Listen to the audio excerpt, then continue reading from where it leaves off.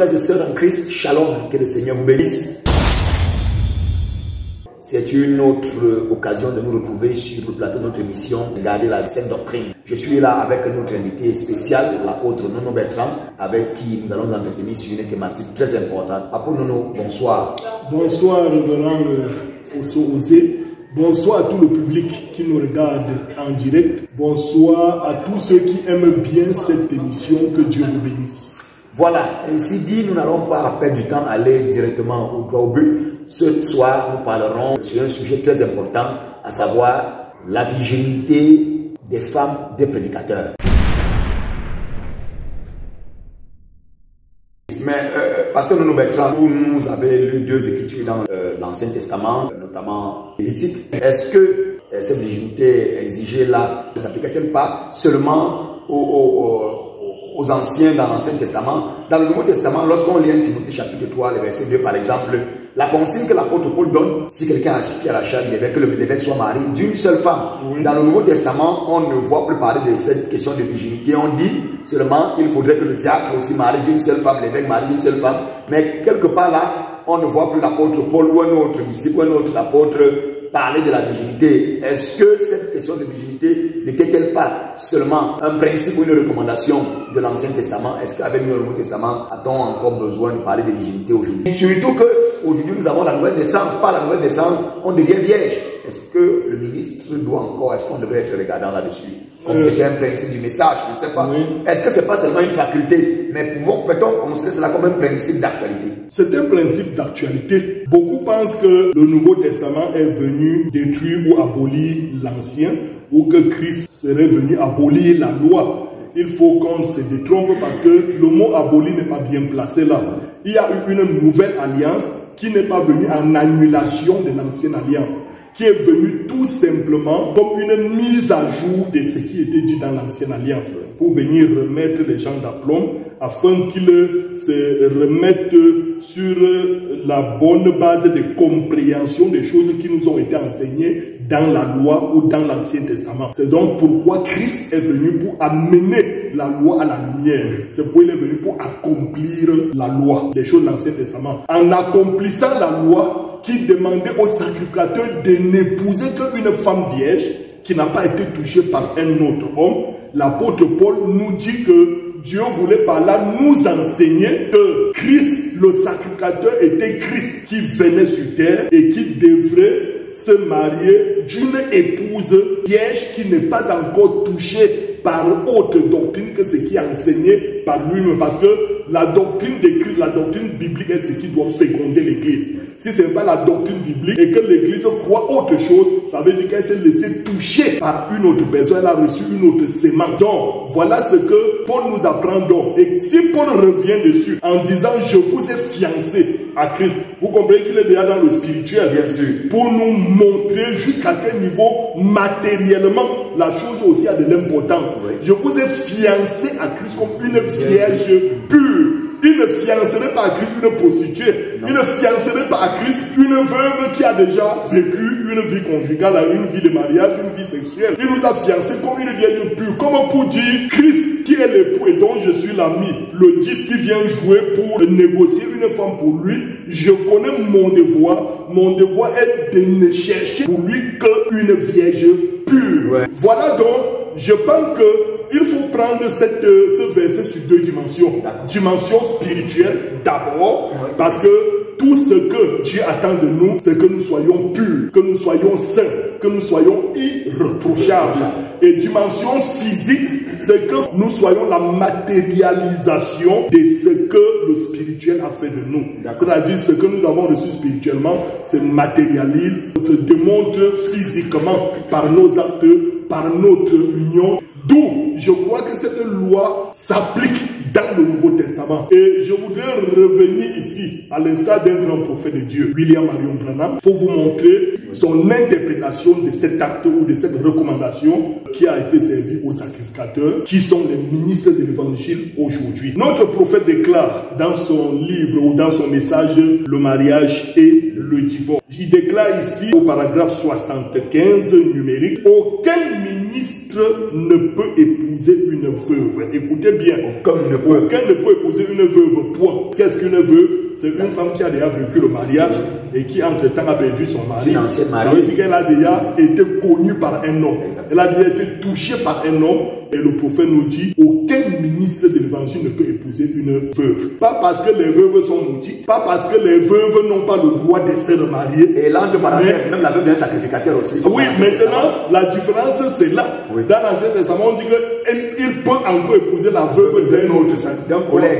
Et je voudrais dire, reverend, à supposer que le ministre d'aujourd'hui peut alors épouser la veuve. Bon, pas la veuve quand même de son collègue. Pas de son collègue. Et vous savez, naturellement, c'est encore l'une des choses qui est tellement difficile aujourd'hui lorsque un collègue ministre est parti et a laissé sa veuve. Je ne sais pas si on parlera de 2 cas sur 1000 qu'on a déjà vu comme ça où son épouse est rapidement ramassée par un autre prédicateur. C'est des cas rares et je ne sais pas. Empêche-t-on les ministres de le faire? Je ne crois pas. Pourquoi donc je ne vois pas des gens être courageux d'aller le faire? Je me pose des questions. Est-ce que c'est peut-être parce que l'Écriture ne recommande pas aux prédicateurs d'épouser une veuve? L'Écriture donc ici est ferme qu'une vierge. Oui. Et vierge n'implique plus la veuve du... C'est peut-être pour ça que les femmes des ministres, les autres ne touchent très bien. Alors je reste à ce niveau des vierges, qui veut dire elle n'a pas encore connu ça. Mais une veuve l'a déjà fait. Je m'arrête là. Il a dit elle ne doit pas épouser une veuve. Alors, et par là qu'il commence même. Aucun ministre ne peut épouser une veuve. Point. Saviez-vous ça? Le prophète nous demande si nous savions ça. Il actualise. Il actualise. Voilà, mais ce n'est plus question de l'Ancien Testament. Il actualise la chose. Saviez-vous ça? Voulez-vous le lire? Très bien. Prenez Lévitique 21, 7 et Ézéchiel 44, 22. Et vous y verrez que le sacrificateur ne devait pas épouser une femme qui avait été touchée par un homme. C'est le type de l'épouse vierge de Jésus-Christ. En effet, les sacrificateurs et les fils d'Aaron, ce sont eux qui manipulaient le feu de Dieu. Nous n'avons pas le temps de tout lire. Ce sont eux, les fils d'Aaron, qui manipulaient le feu de Dieu. Alors, ils ne pouvaient pas épouser une femme qui avait été touchée par un autre homme. C'est le Dieu immuable qui l'a dit. Le Dieu qui ne change pas. Qui l'a dit. Il ne pouvait pas épouser une autre femme et une femme qui avait été touchée par un homme, ce qui montre ici en type. Si vous voulez le savoir, que l'église du Dieu vivant est la parole de Dieu pure et sans mélange et non une dénomination qui a été manipulée par l'homme. Donc, nous comprenons, c'est simple, il a tout expliqué. Donc, l'apôtre Paul, quand il présente les 2 dimensions de la virginité ou de l'état de pudeur de l'épouse de Christ, il présente les 2 dimensions et William Branham nous introduit dans cette alliance qui voudrait que ces 2 dimensions des choses soient respectées par le mode de vie du ministre actuel. Il doit avoir une épouse vierge physiquement parce qu'elle est censée l'être déjà spirituellement.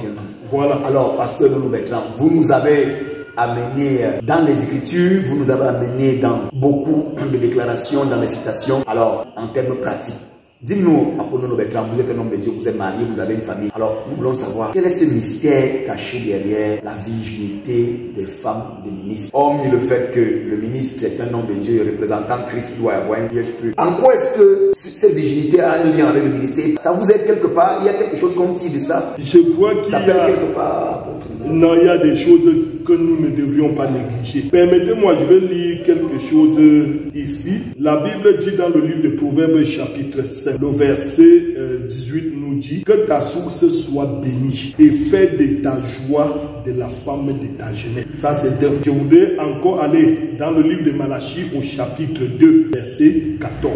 Et vous dites pourquoi? Parce que l'Éternel a été témoin entre toi et la femme de ta jeunesse à laquelle tu es infidèle, bien qu'elle soit ta compagne et la femme de ton alliance. Lorsque vous vous mariez d'une femme, vous avez fait une alliance avec cette femme. Vous avez un pacte avec cette femme. Lorsque vous vous liez par mariage ou même sexuellement, parce que le rapport sexuel est une alliance. C'est un pacte. Lorsque 2 sexes opposés s'allient, les 2 entrent en alliance. Et c'est une chose qui vous laisse une marque indélébile. C'est au point où notre saint prophète, ayant pitié des enfants qui sortent et se vautrent n'importe comment, et pour certains vont même jusqu'à perdre leur virginité. Quand vous allez voir le prophète entrer dans ces détails, vous allez comprendre qu'il y a des choses que nos enfants aujourd'hui devraient éviter. Sinon, on se trouvera en train de poser des actes que demain, il n'y aura même pas une eau appropriée pour nettoyer certaines choses. Écoutez ici avec moi le message du prophète, le temps de la décision. Quand l'Église rencontrera Jésus-Christ dans les airs, et nous croyons qu'elle a déjà quitté la maison du Père et qu'il est en route vers la terre, et il est dans les champs du glorieux au-delà, méditant là dans les champs, et l'épouse se prépare elle-même, et bientôt elle se mettra en route. Les Écritures déclarent que nous rencontrerons le Seigneur dans les airs. Il a déjà quitté et il vient chercher son épouse. Accorde-nous d'être prêts, car ceci peut être le dernier appel. Le temps du soir est ici. Je les confie entre tes mains et à ta garde, Seigneur. Nous le demandons par Jésus-Christ. Et pour des jeunes filles qui perdent leur virginité, le prophète dit très clairement que, ayant perdu cette virginité-là au moment qu'il ne fallait pas, parce qu'on ne dit pas que ça ne se perdra jamais. La virginité peut être perdue lorsque mariage a eu lieu légalement.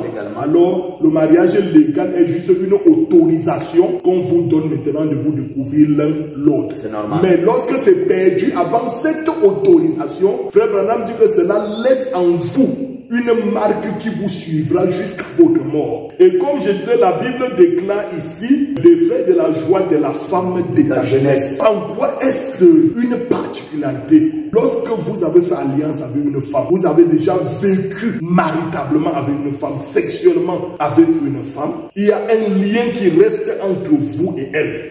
Il y a une connexion qui vous relie. Une chose qui est tellement sacrée que quel que soit là où vous vous séparez et vous retrouvez l'un l'autre, l'un au sud, l'autre au nord, cette chose ne vous quittera jamais tant que c'est cet homme qui a eu à prendre ta virginité, tu ne l'oublieras jamais. Cette chose restera dans ta mémoire. Et si par mégarde, demain tu épouses un autre homme, pire encore, un ministre de l'évangile, tenez-vous tranquille. À tout moment, chaque fois, on sait que le mariage amène aussi parfois des tensions dans le foyer. C'est normal que cela arrive. Ça vient aussi parfois pour renforcer les liens. Mais quand ces tensions vont venir, à cause de l'expérience du passé que tu as connu avec un autre homme, la femme aura toujours tendance de juger les situations en comparaison à l'homme qu'elle a connu hier, de juger les compétences de son mari par rapport à ce qu'elle a connu de ce monsieur d'hier, de juger les capacités de son mari par rapport. Et c'est ainsi, la sémence du premier est toujours comme un germe déposé en elle qui ne la quitte jamais. Et ça va affaiblir les relations qu'elle a avec l'autre monsieur. Ça va affaiblir son intimité avec son véritable mari d'aujourd'hui. Elle n'oubliera jamais l'homme qui lui a pris sa virginité. Parce que ces choses restent comme un envoûtement en elle. Et si tu es ministre de l'évangile, tu as pris une femme qui a déjà perdu sa virginité, qui a reçu la sémence de quelqu'un d'autre, il est fort évident que ton foyer vive une sorte de mélange, de cacophonie, de retour en arrière pour se souvenir des beaux moments passés avec l'autre au mépris de tout ce que tu peux même être côté dignité représenté devant la fille. Ce serait très méprisable que la femme soit avec toi, mais son regard est toujours en arrière vers l'homme qui a pris sa virginité avant toi. Le ministre donc doit avoir une femme sans mélange, sans tache, ni rite, une femme qui n'a pas connu ça, qui ne connaît que la doctrine de l'homme avec qui elle s'est alliée légalement. Sa doctrine, c'est sa sémence. Si ce n'est que la doctrine de cet homme, alors ils vivent pur. Ils vivent avec une seule pensée, un seul cœur, et il n'y aura jamais en mémoire les histoires du passé qui viendront fragiliser le foyer. Je pense que c'est mieux pour un ministère de l'évangile. Ah voilà, c'est un peu ça la connotation, l'aspect mystérieux de cette virginité. Oui. En fait, c'est un peu comme prendre une fidèle dans une communauté qui ne croit pas la même doctrine que vous, et dont elle a été déjà bien nantie dans la doctrine de cette communauté. Quand vous la prenez avec vous, vous l'aimez tellement. Même elle me fait croire qu'elle vous aime tellement. Elle se bat aussi. Elle se bat à vous aimer. Mais vous allez vous rendre compte qu'à tout moment, quand vous allez commencer à parler des choses sérieuses et que vous allez étaler votre vision de la chose, elle aura du mal à vous croire sur vos paroles telles que vous lui présentez la chose, parce qu'elle vous écoutera toujours en jaugeant avec la doctrine de là où elle est sortie. Oui. Alors vous aurez de la peine à avancer avec elle. Surtout qu'un ministre de l'évangile doit être un modèle. La femme qu'elle épouse doit épouser sa vision. Mais elle a déjà quelque chose de déposé en elle. Et quand vous déposez votre vision dessus, ça fait un mélange. Vous courez le risque d'avancer dans une direction alors que votre femme voit la chose d'une autre manière. Vous voulez dire qu'une épouse vierge, une femme vierge qu'un prédicateur épouse, c'est comme un costume sur mesure. C'est-à-dire à sa taille. C'est-à-dire qu'il lui suffit, qui varie en fonction de ses humeurs. Donc, voilà, c'est ce que beaucoup de téléspectateurs pourraient peut-être comprendre. Elle n'a jamais été influencée par un autre. Elle ne connaît que cela. Alors, il sera très facile pour eux d'évoluer correctement parce qu'elle épousera aussi facilement la vision de son mari. Elle n'a pas connu notre vision. Pasteur, je vais vous poser une question comme ça, choc entre le ministère et la virginité. Qu'est-ce qui prime? Est-ce que si on épouse une femme qui n'est pas vierge, est-ce que cela peut anéantir le ministère, ou alors est-ce que cela nous décrit, ou alors est-ce que cela nous disqualifie du ministère? Je veux sortir du champ de la vieille idée qui justifiait chaque fois sur le terrain ceux qui étaient mariés avec les femmes déjà déviergées parce qu'ils ne connaissaient pas la vérité. Oui, c'est à ça que je veux en venir. Et tout cela. Moi, je veux quitter cette vieille doctrine. Pour aller où? Cette vieille doctrine qui a fait croire que, ne connaissant pas la vérité, les vrais ministres appelés par Dieu ont épousé les femmes qui n'étaient pas vierges. Maintenant, qui connaissent la vérité, il faut qu'ils enseignent la vérité. Oui, c'est vrai. On connaît comment ils ont travaillé, on connaît comment Dieu les a utilisés, on connaît comment ils ont abattu le travail, comme même une femme peut arrêter ce message en main et abattre un grand travail avec dehors. Ça ne veut pas dire que Dieu l'a appelé à être ministre. Non. Maintenant, je vais sortir de cette école qui fait croire que parce qu'on est ignorant d'une parole, on peut briser cette parole et être dans la volonté de Dieu. Si Dieu a fait une particularité avec le corps ministériel, ministre de l'épouse, ce sont des personnes spéciales, des personnes qui ont été choisies pour un but précis et dont une certaine norme de vie leur est recommandée, un certain principe, un certain mode de vie leur est recommandé. Si Dieu vous a appelé à l'aide, même avant d'arriver dans le sein de votre mère, il a aussi prédisposé le genre de vie que vous allez mener, prédisposer le genre de femme que vous allez épouser qui sera conforme à votre vocation. C'est-à-dire que si vous êtes né pour être ministre de l'évangile, il y a une femme qui est née quelque part pour être votre femme. Quand Dieu appelle un homme, il appelle aussi avec sa femme. Et cette femme-là, puisque Dieu vous a appelé et a placé en vous une vocation qui va se manifester plus tard, cette femme a en elle une vie qu'elle doit mener chastement jusqu'à ce que vous la rencontrez, l'épousez avec sa virginité parce que Dieu l'avait préparé pour cela. Apôtre Nono Bertrand, merci. Je crois que nous arrivons là à la fin de notre émission sur la virginité des épouses des ministres de l'Évangile. Il y a encore tellement à dire. Alors nous vous revenons dans une prochaine épisode pour pouvoir en parler amplement. Que le Seigneur nous bénisse. À nous revoir d'ici là.